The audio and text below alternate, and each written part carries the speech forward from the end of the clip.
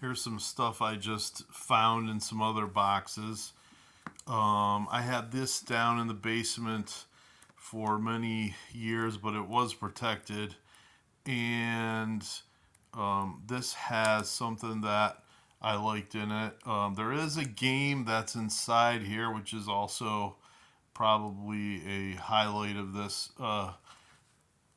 this issue. Something called Planet Busters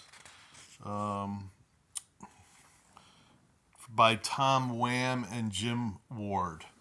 So yeah, it's unused. It's got all the counters involved in it. So that's kind of crazy. Not that I would play something like this. Not for me. Um, but what is the big deal with this one? Here it is. This is the kind of ad for it right in the issue. It says you haven't lived until you've done the Assassin's Run by Ed Greenwood. It's a type of adventure for thieves and assassins only, and all it is how good your thief is against finding quickly dangerous areas and trying to get through to impress your master of either the thieves or assassin guild. Here's a one here: Championship Sumo Wrestling by Brian Bloom. Um, Kind of interesting. Let's see. There's some fiction, but yeah, the older issues they tend to have a little bit more interests. To me, there's some questions answered by Sage. There was information on Greyhawk in here, Eastern events and all that, and Giants in the Earth. They always, I don't know, they came up with stuff every now and then. Look at this, you got John Henry pounding away with his hammers. They gave, what if he was a god? They gave him stats and stuff for that. Some stuff just for fun and all that. That's a good issue right there. And this right here, I'm pretty sure I picked up one of these on eBay or in maybe like one of the old stores that were around here. It's a solo adventure. There should be a piece of red, like polyfilm or something, because it shows you the answers. Once you decide, you make your decision, that sort of thing.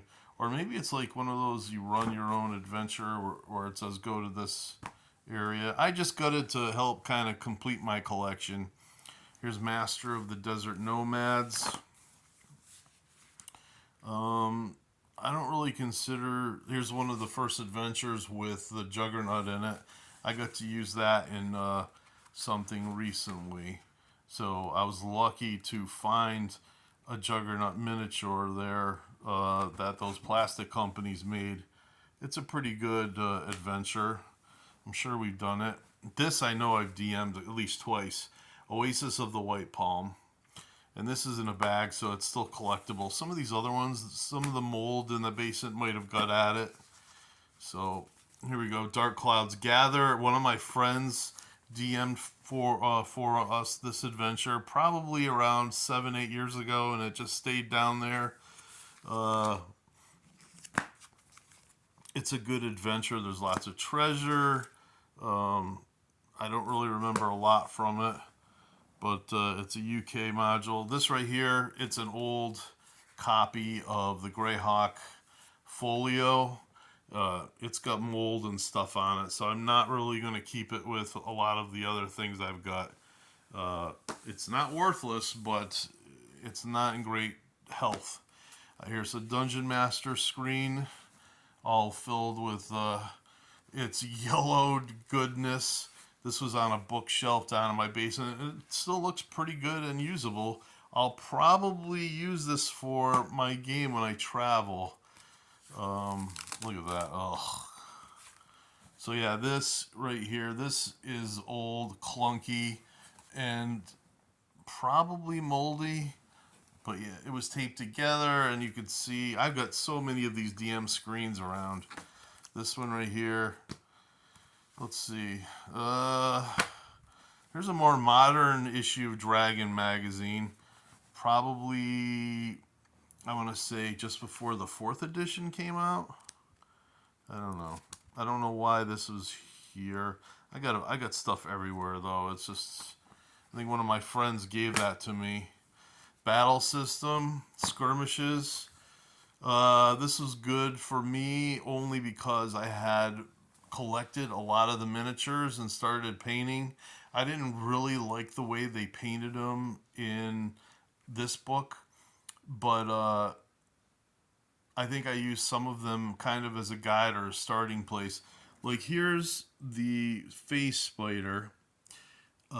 It's got a face and everything on it. It doesn't really look like how you think a face spider or whatever should look. But I think I left that miniature back at the old house. I just forgot about it. I didn't want it. But there's a lot of good stuff in here. It's got most of the giants and stuff like that. It's got a lot of stuff there, plus the rule system for that. Here's an adventure from Goodman Games. This one is actually pretty good. I think this is the second part of that adventure. There's a lot of fun stuff in this. I recommend it. We used it. Plenty of illustrations. They made these third edition ones just like the old first edition adventures, and it might take a few hours, but you can backdate it, fix some of the monster stats, and make it usable again. This is one of the things that I kept from my very first collection of D&D stuff. I sold, well, first of all, let me tell you, like back at the end of the 80s, I sold just about all my books. Don't know why. Maybe I thought me and my friends would never game again, but we did. And then I got involved with a new group, so I ended up collecting everything I could find during the 90s. But this is one of the items I kept all these years. And this actually had a couple things in here that, rules-wise, were important to pay attention to. The DMG was not very good, and I had to decipher a lot of the things from other rule books and sources and even modules back in the early days, like how long it takes to take off a set of armor and stuff like that. Something like that. I think it was like in Tower or Castle of Inverness. Because the players, once they went through this gateway, the gravity reversed and they splashed down in some water. And if the fighters were overloaded with plate mail, they could die. Well, anyway, that's just some of the stuff that I found in a box. Have a great day.